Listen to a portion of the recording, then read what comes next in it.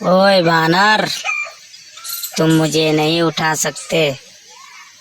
उठाना है तो पहले श्री राम का नाम लो, फिर मुझे उठाओ, नहीं तो मैं तुमसे उठने वाला नहीं हूँ।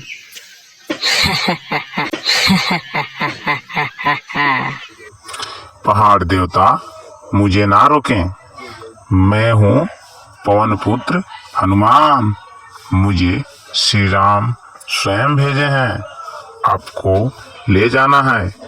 अब बहुत ही शीघ्र ही आपका जरूरत है, क्योंकि मुझे प्रभु श्री राम ने भेजे हैं। आपको ले जाना मेरा काम है। आप मुझे रोके ना, मेरे साथ चले। आप शीघ्र ही मेरे साथ चलने के लिए तैयार हो जाएं और मुझे आज्ञा दें कि मैं आपको उठाऊं, लेके चलूं श्री राम के शरण में।